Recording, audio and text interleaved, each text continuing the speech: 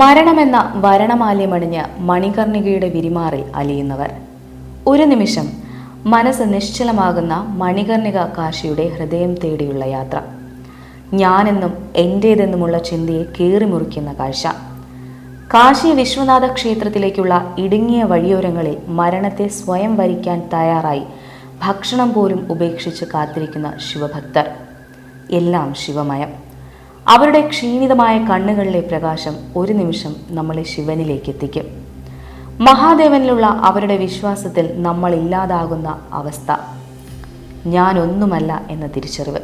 കാശിയുടെ മണ്ണിൽ വെച്ച് മരണമടഞ്ഞാൽ, ആ മോക്ഷഭൂമിയിൽ മരണാനന്തര ക്രിയകൾ ചെയ്യാനായാൽ ആ നിമിഷം മോക്ഷം കൊടുക്കുമെന്ന തങ്ങളുടെ ദേവനായ മഹാദേവന്റെ വാഗ്ദാനം. ആ പ്രതീക്ഷയിൽ അവർ അവരെ മറക്കുന്നു. അതാണ് ആ കണ്ണുകളിലെ തിളക്കം. മരണമെന്ന വരണമാലയം കഴുത്തിലണിഞ്ഞവരെ മഹാദേവനിൽ അലിയിപ്പിക്കാൻ, ആ ഗംഗയിൽ അലിയാൻ മുളം തണ്ടുകളിൽ ചുമന്നുകൊണ്ടുവരുന്നവർ ഉച്ചത്തിൽ വിളിക്കുന്നു. ആ വാക്കുകളുടെ മുഴക്കം ഹൃദയത്തിലെവിടെയോ ആയിരുന്നു. നമ്മളെയും വിളിക്കുന്നത് പോലെ തറഞ്ഞു കയറുന്നു. ഇവിടെ പ്രിയപ്പെട്ടവർ നഷ്ടപ്പെട്ടതിലുള്ള വിലാപങ്ങളില്ല, കണ്ണീർ കയങ്ങളില്ല, പരിദേവനങ്ങളും പദം പറച്ചിലുകളുമില്ല. കാരണം ഈ മണികർണികയെന്ന മഹാശ്മശാന ഘാട്ട് നിശിയുടെ നിശബ്ദയാമത്തിലാണ്. തങ്ങളുടെ പ്രിയപ്പെട്ടവർ ശിവസമാഗമം നടത്തുന്നു എന്ന അവരുടെ വിശ്വാസം. വീണ്ടും വീണ്ടും ചിതയൊരുക്കാനായി കൂട്ടിയിട്ടിരിക്കുന്ന വിറകിൻ കമ്പുകൾ ഒന്ന് കത്തിത്തീരും മുൻപേ വീണ്ടും നിനക്ക് കൂട്ടായി ഞാനുമെത്തി എന്ന് പറയും പോലെ അടുത്ത ചിതയും ഒരുങ്ങിക്കഴിയും. കത്തിയെരിയുന്ന ചിതയുടെ ഇടയിലൂടെ നിസ്സംഗതയോടെ എല്ലും കഷ്ണം പെറുക്കിയെടുക്കുകയും മണപ്പിക്കുകയും ചെയ്യുന്ന നായ്ക്കുട്ടികൾ. ഹൃദയം നുറുങ്ങുന്ന ആ കാഴ്ച നമ്മൾ ആരുമല്ല എന്ന യാഥാർത്ഥ്യം നമ്മൾ സ്വയം തിരിച്ചറിയുന്നു.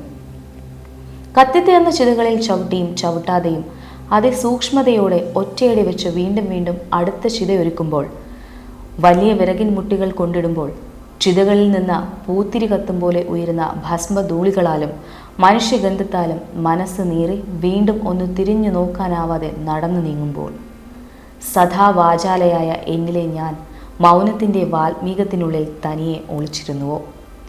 മരണമെന്ന പ്രതിഭാസത്തെ വളരെ മനോഹരമായി വരച്ചുകാട്ടുന്ന കടോപനിഷത്തും നചികേതസിൻ്റെ ചോദ്യങ്ങൾക്ക് ഉത്തരം പറയുന്ന യമദേവനുമെല്ലാം ഒരു നിമിഷം മനസ്സിലൂടെ കടന്നുപോയി.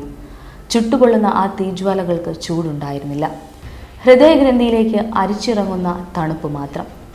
ഒരുപിടി ചാരമായ പേരും നാളും പണവും പ്രശസ്തിയും ഒന്നുമില്ലാതെ ചിതയിൽ കത്തിയമരുന്ന മനുഷ്യൻ്റെ അവസാന നിമിഷമെന്ന ആ കാഴ്ച കണ്ടു നിൽക്കാനാവാതെ ഒരു ദീർഘശ്വാസമെടുത്ത ഗംഗയിൽ മുങ്ങി സകല പാപങ്ങളും കഴുകിക്കളയുന്ന ഭക്തർ. എന്നാണ് ഈ മണികർണികയും ഞാനും അലിയുക എന്ന ചോദ്യവുമായി തിരിച്ചവർ യാത്രയായി.